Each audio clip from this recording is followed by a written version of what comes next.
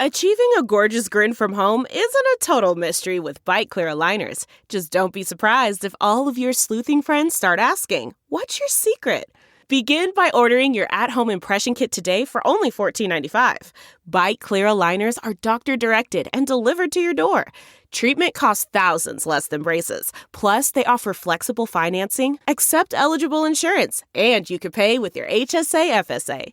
Get 80% off your impression kit when you use code WONDERY at Byte.com. That's BYTE.com. Start your confidence journey today with Byte.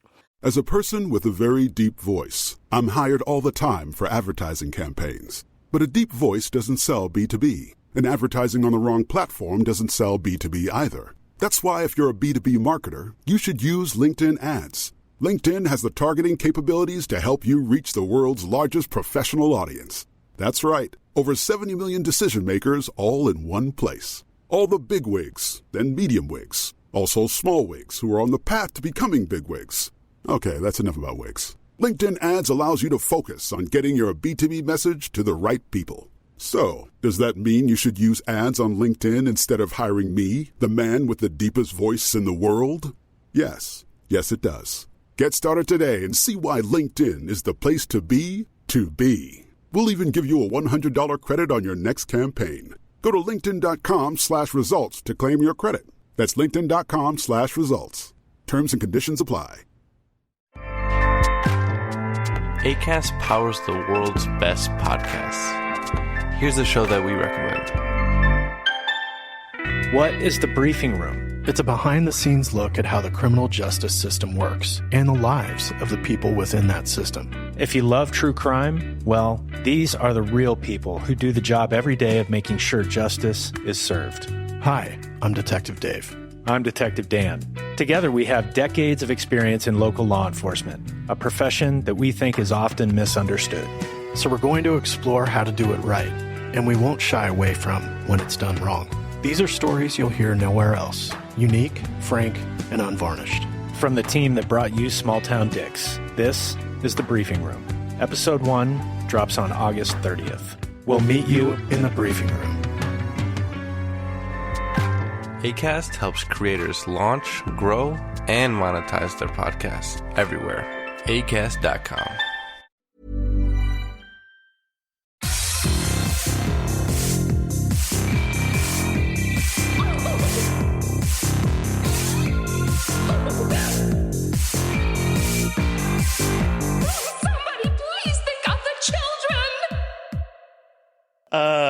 And welcome back to Little Cuts, our weekly minisode where we dig into the things that we've been watching recently. I'm Terry. And I'm Mary Beth. And this week we're back on our bullshit. Yes, we are. We are talking about The Two Usuals, Wrong Turn, and Giallo. Then we're also talking about some international gems and an anthology film. Yes, we are. So back at it. Yeah. It's been good to get back to it after taking, it's so weird to think that Sundance was only last week, but it was only last week. Fuck. And somehow I've managed to watch even more movies, so I know. I don't know if we're crazy or if we're cool, probably both. Yeah, I don't think those are mutually exclusive. No, they're not mutually exclusive, I don't think. I know. Someone was like, I think I was talking to Steve's family, and they were like, "Oh yeah, you must be so burnt out from movies." I'm like, "I've watched 4 this week already." They're like, "What the fuck is wrong with you?" I'm like, "I just love watching movies. I can't help it. Also, it's my job, kind of ish." I know it's so weird because we leave Sundance, we both watched around 20-ish films, and you're like, okay, I'm gonna take a break, but then nope, we're right back in the thick of things. I mean, not watching 20 films in the course of 2 days, but still no. Watching stuff for the podcast, reviewing stuff. Obviously, we love doing it. It's hard and it's exhausting, but obviously we wouldn't be doing this if we didn't love it. Absolutely. I can't quit. And that's why I also watched 90 Day Fiancé before the 90 days as a break, because it is glorious garbage. I have never gotten into any of those types of Oh God, they're terrible. Okay. So I'll tell you what I've been watching this week. I'll tell you this small nugget, and then I'll tell you the actually good shit I've been watching. There you go. 90 Day Fiancé, it's a terrible reality show. You're not missing anything, but there's something about the mindless brainlessness of it and like the stupid drama that is just like the garbage I crave. It's like junk food when I've had a long day. Hey. It's great. But in regards to what I've watched that I've really enjoyed. So right after Sundance, I covered the Final Girls Berlin Film Festival. Just a mad woman. I know.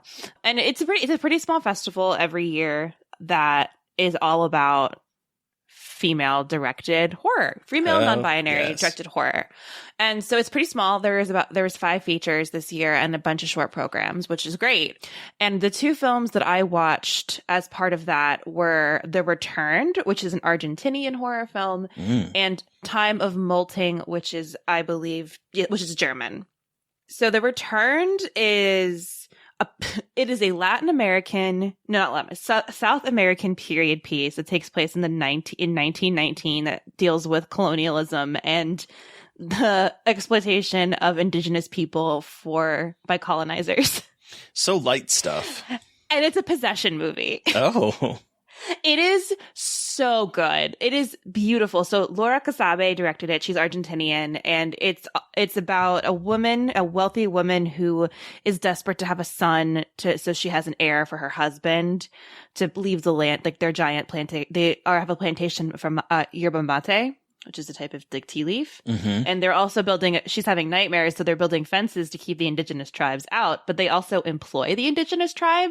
So it's very weird and hypocritical. Oh, is this the one with the miscarriage? Yes, she has the miscarriage and like wants to bring the baby back, and it goes poorly for everybody. Right. It's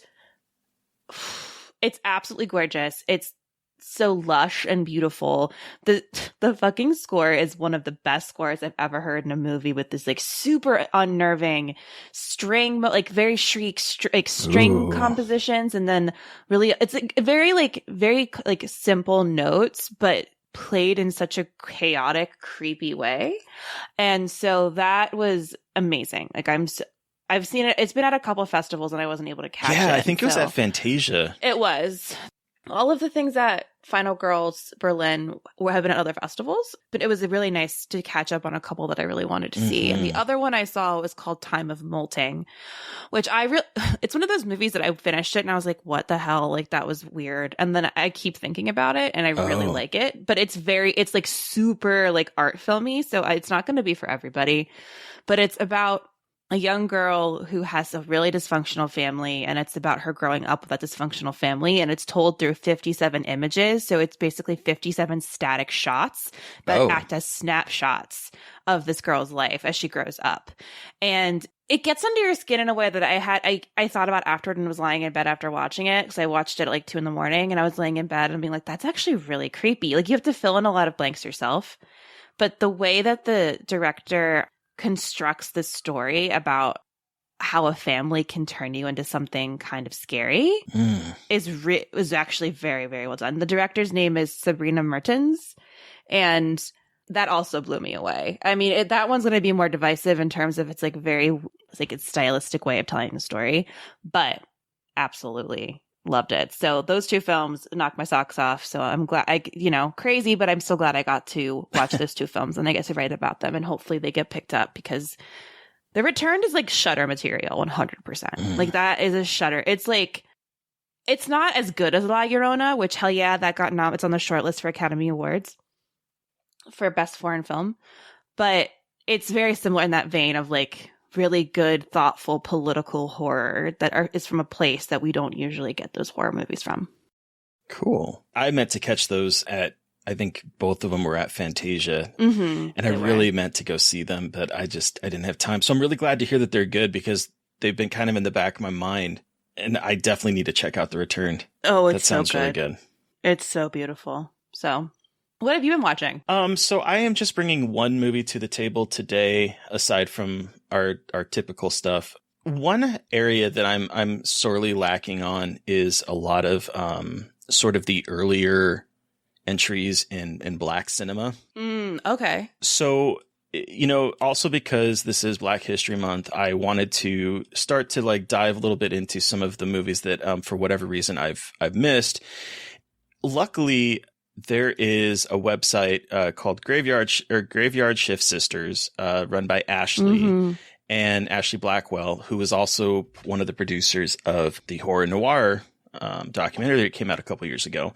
And she actually has on her site a syllabus for horror noir to like for further reading, further watching everything. Here's a list. And so I'm using that as sort of like a guide to dig into some movies that I've missed. And one of them that I missed because it came out in the 90s when I wasn't really watching horror movies anymore. It was that, that kind of 1995 time period was Tales from the Hood, which is a anthology film that tackles sort of African-American community issues in the 90s, and that unfortunately continue to today. So it tackles police corruption, it tackles domestic abuse, it tackles institutional racism, and it tackles gang violence. Each of those are tackled in a anthology short film that is all centered around these bodies that are at this funeral home run by one of the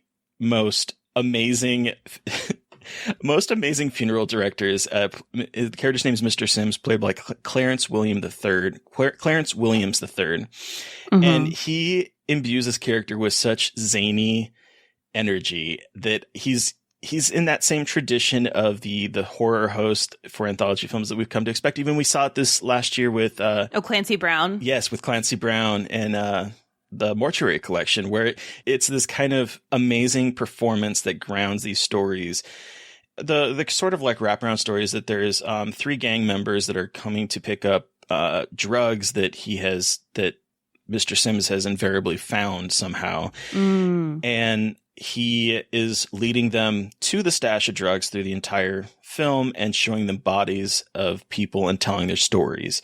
And so the first one is about like this politician, this black politician who is targeted by cops because he's trying to expose the corruption among cops, and they kill him, and his kind of beyond the grave vengeance. Another one, the one that really hit home for me is the second one about this kid who is showing up to school with bruises on his arm.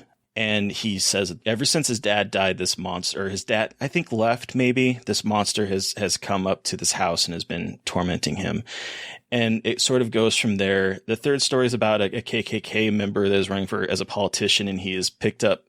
He is living in a former plantation house. So it's like these stories that are still sadly so relevant today. I mean, the politician one in particular, I'm like, good God. We're still dealing with this kind of repercussions over 20 years later, 25 years, 26 years later.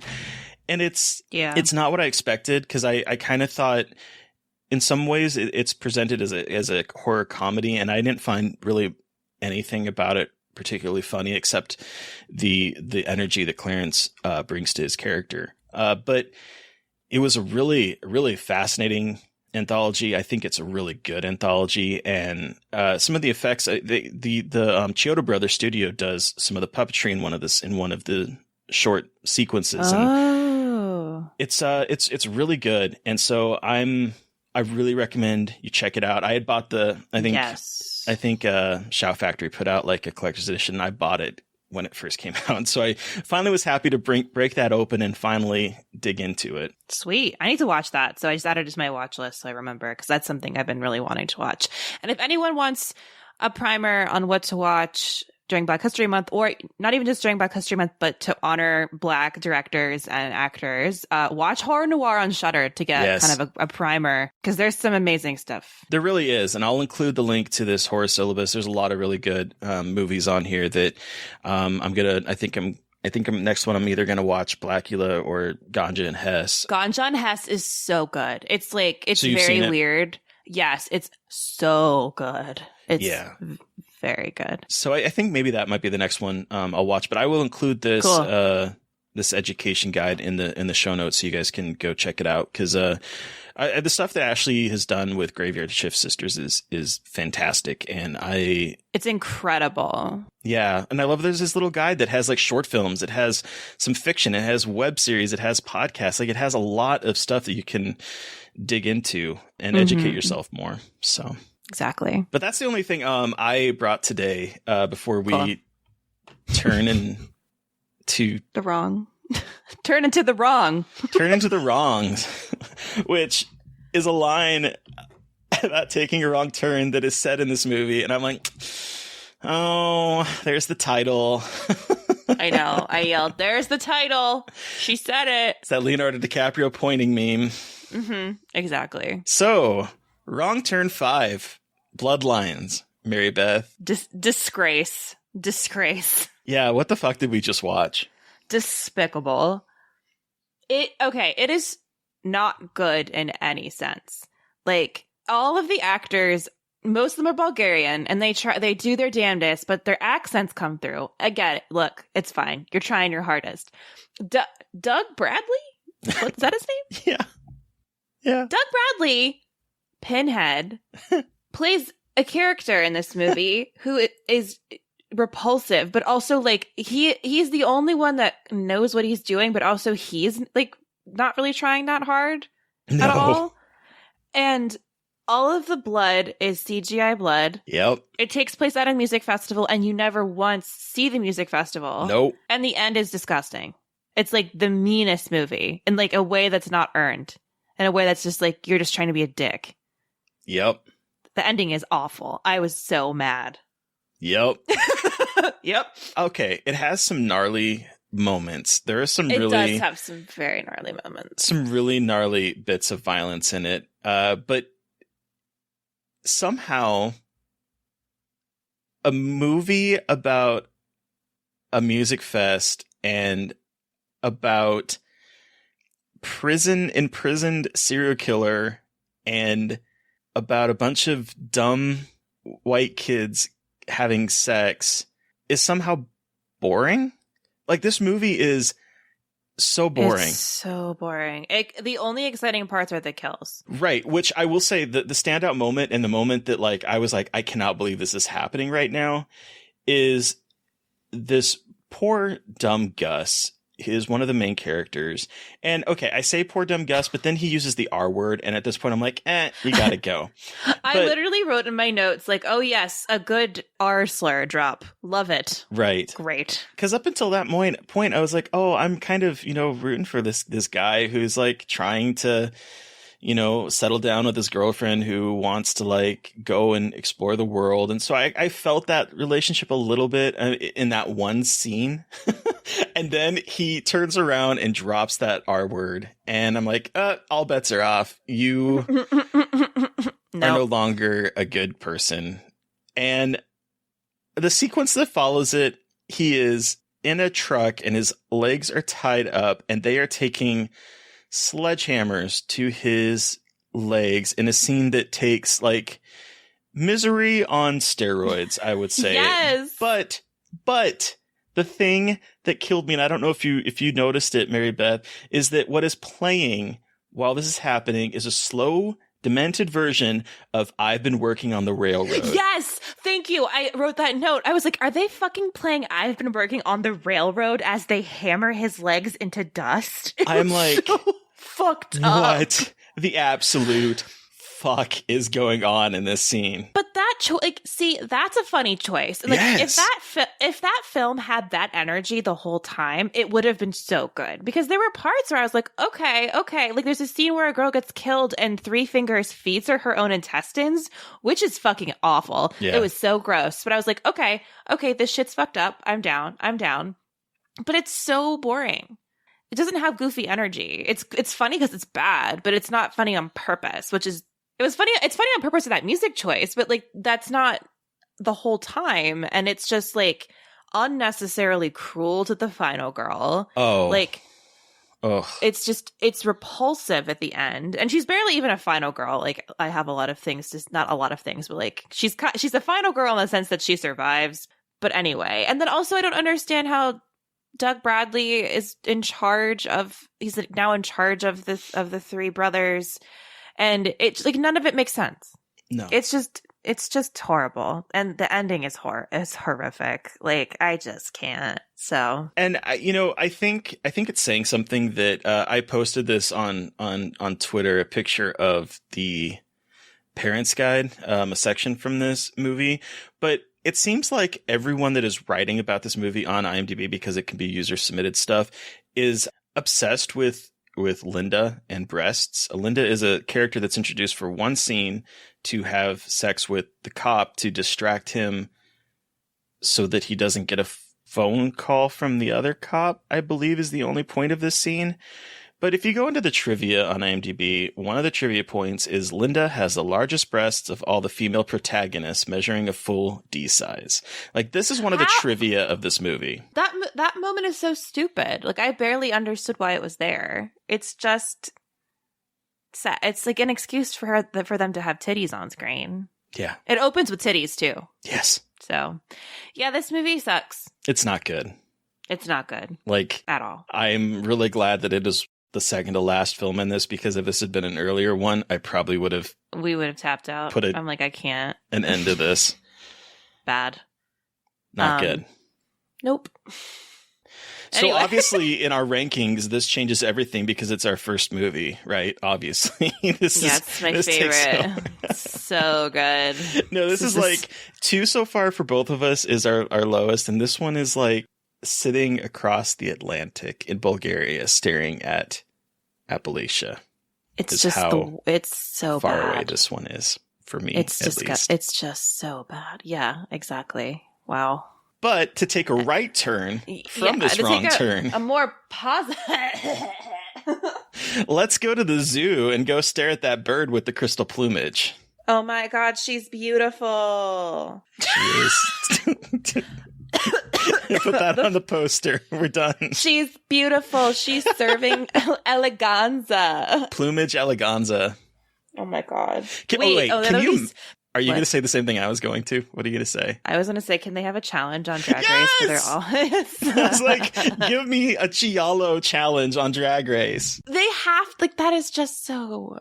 It's perfect for Drag Race. It really is. Of course, none of these young people would know anything about it. Like, I don't think any of the queens would get it. You're like, what is Giallo? But maybe. That's my angry gay silence. Yeah. So Bird with the Crystal Plumage, Dario Argento's first feature film. Debut film. Coming out swinging. Also, what the fuck? These people coming out with these amazing debut films. Like, hi, I'm just a genius. What the hell? That's not fair. No. But Barry. Butt and Terry at the same time. Barry. So Terry, what is this movie about?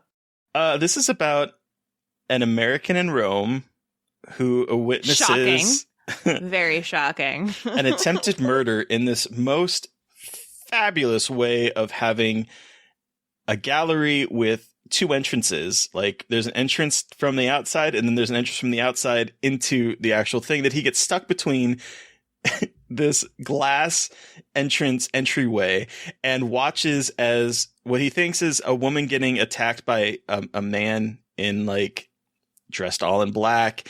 And as one does in a giallo, he decides to investigate on his own. It's his job to find the killer. And all the while, his beautiful girlfriend is like, you should probably just stop doing this. Can we just go back to America and just have sex? Like, we just go home and fuck? And I'm like, I get it. Listen, if I were dating Tony Musante, I would also be saying, can we just not get out of bed? Because he gives me Italian Chris Sarandon vibes. Ooh, yes, that's such a good comparison. And I'm here for it. Yes. I just need to say that the first note I have is the line when they bring in the people and he says, bring in the perverts. Yes. That's my first note because I was dying. And then this is so interesting. They had there was a trans woman. Yeah. Who comes out and like, oh, she's not a pervert. She be with the other group. Yeah, and of course they say transvestites because of the time period this is at. But and then she's like, that's where I belong. It's like very interesting that when like Giallo has those moments, because what was the one with the Deep Red? Deep Red, that's right. Yeah. These like interesting moments of looking at trans characters, but not really interrogating them enough to feel like it's worth talking about a ton, but it's interesting how they're there. Yeah. I don't know. I don't feel like this particular situation is casting judgment on the character either. It's like, no, exactly. You shouldn't be here. You're not a pervert, I think is how I took this. And that's for the 70s, because this came out in 1970. So it was filmed in like, the late 60s. The fact that there's a trans character and this is their interaction is actually somewhat quietly refreshing, I would say. Yeah. Oh, 100%. I was very glad there. He was like, you're not a pervert, which was, again, I was like, oh, huh.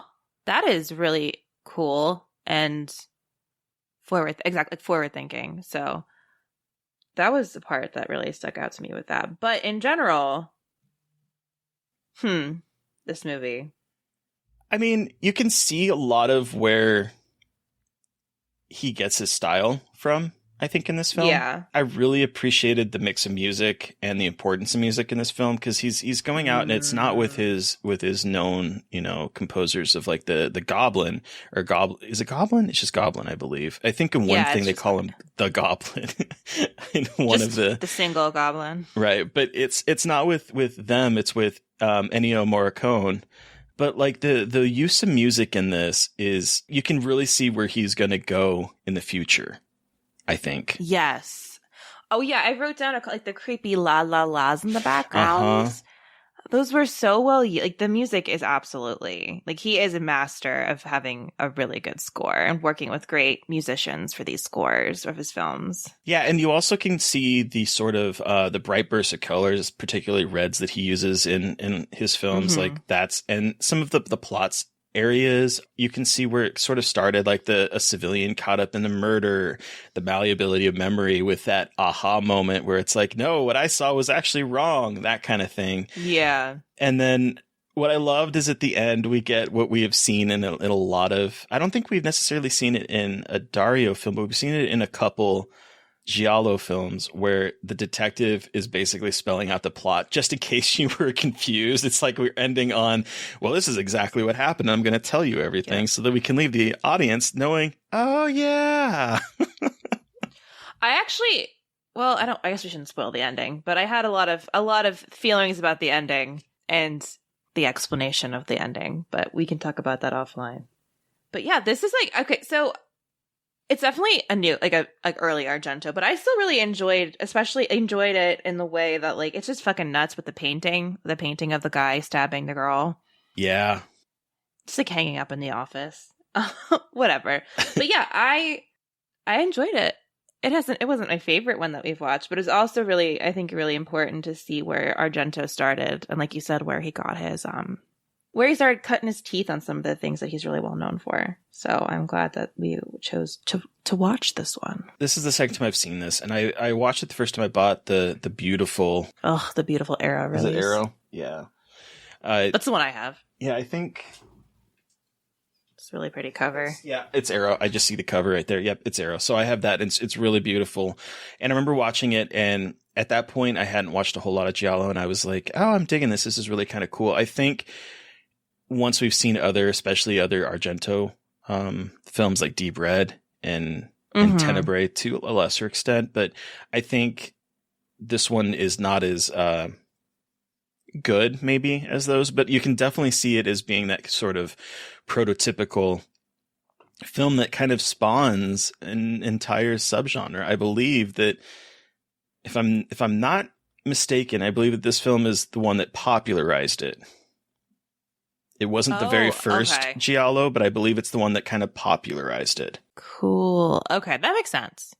But also, like, the fact that this is his first movie, like, it's a masterpiece compared to most people. You know what I mean? Yeah. Like, also, one comment that one note I did take down that really kind of confused me was there's a scene where it's after Tony Musante and his girlfriend have had sex, and there is a metronome in the back that's just going.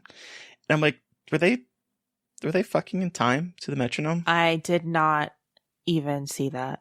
Because it's like playing behind them, and it's just like talk, talk, talk. You ever just fuck to a rhythm? Metronome. Yep. Steady beat. Not my tempo. It's kind of hard to build to a crescendo if you're just sticking to one kind of beat. isn't it? But I mean, maybe. Sorry. And on that note,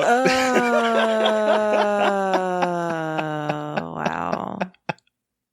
On that note, y'all, that's been little cuts. And that was the bird with the crystal plumage. That was the girl, the girl with the dragon tattoo. Jesus Christ. You know, I actually almost wrote that down when I was writing notes. I was like, oh, I wonder if this is sort of like where that kind of trend is continuing from with that series in particular, because that series sort of kind of in some ways is reminiscent of sort of like Italian giallos in a way. Oh, and wow. I'm wondering if that's intentional. I'm wondering where like those kind of titles began, like Girl with the Dragon Tattoo, Bird with the Crystal Plumage, like that type of descriptor title. I'm wondering how that started now. But yeah. Wow. Huh. Anyway, before we wrap up, Terry, who are we talking to on Monday? We are talking with Carly Boone, who is one of the co-founders of Monstrous Femme Films, and we're talking about the short film that she co-directed called Camp Calypso, and she brings with her a fucking spider movie because, of course, we have to have another spider movie, but it is actually Eight-Legged Freaks, and it is a whole lot of fun, and we had a great, hilarious conversation, and I cannot wait for you guys to hear it. It's so fun. And spoiler alert, we're going to have also Hannah and Emma from Monstrous Femme Films on, so we get to hear from the glorious trio who has co-founded this collective of amazing femme and non-binary filmmakers. And the choices they've all brought are so fantastic, and I cannot wait. Those will be probably in March, but you have stuff to look forward to. It's going to be fantastic. Yes, 100%. But then for Little Cuts next week, what are we watching, Mary Beth? We are watching The Sixth Wrong Turn. Almost done. Praise Jesus. So we're watching The Sixth Wrong Turn.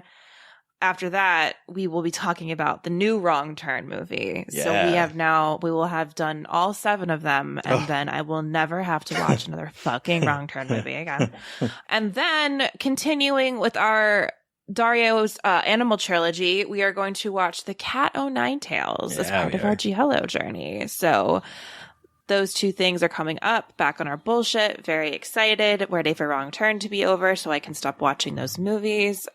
Though I'm glad I watched them, I will say. It's nice to have that somewhere in my brain. I don't know if I'll ever use it again, but it's there. It is there. Okay, but listeners, you've heard from us. We want to hear from you. Have you watched something that we talked about and have some thoughts? Do you have suggestions for movies that we can talk about? Send us an email at scarredforlifepodcast@gmail.com, or you can reach out to us directly on Twitter. I am at MB McAndrews. And I'm a Gaily Dreadful. And of course, don't forget to follow the podcast on Twitter at Scarred Podcast. And don't forget to review, rate, and subscribe. Thank you to Eric Power for our artwork. Thank you to Sean Keller for our music. Thank you to everyone for listening. Stay safe out there. But most importantly, stay creepy. And you can't see my hand movements because this is an audio format. And until next time. Somebody please think of the children.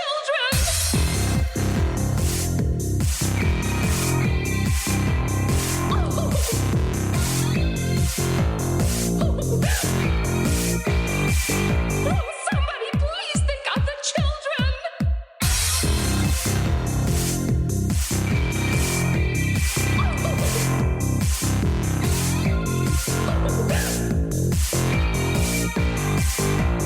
Somebody please think of the children. As a person with a very deep voice, I'm hired all the time for advertising campaigns. But a deep voice doesn't sell B2B, and advertising on the wrong platform doesn't sell B2B either. That's why if you're a B2B marketer, you should use LinkedIn ads. LinkedIn has the targeting capabilities to help you reach the world's largest professional audience. That's right, over 70 million decision makers all in one place. All the big wigs, then medium wigs, also small wigs who are on the path to becoming big wigs. Okay, that's enough about wigs. LinkedIn ads allows you to focus on getting your B2B message to the right people. So, does that mean you should use ads on LinkedIn instead of hiring me, the man with the deepest voice in the world? Yes. Yes, it does. Get started today and see why LinkedIn is the place to be to be. We'll even give you a $100 credit on your next campaign. Go to linkedin.com/results to claim your credit. That's linkedin.com/results. Terms and conditions apply. Acast powers the world's best podcasts. Here's a show that we recommend. What is The Briefing Room? It's a behind-the-scenes look at how the criminal justice system works and the lives of the people within that system. If you love true crime, well, these are the real people who do the job every day of making sure justice is served. Hi, I'm Detective Dave. I'm Detective Dan. Together, we have decades of experience in local law enforcement, a profession that we think is often misunderstood. So we're going to explore how to do it right, and we won't shy away from when it's done wrong. These are stories you'll hear nowhere else. Unique, frank, and unvarnished. From the team that brought you Small Town Dicks, this is The Briefing Room. Episode 1 drops on August 30th. We'll meet you in the briefing room. Acast helps creators launch, grow, and monetize their podcasts everywhere. Acast.com.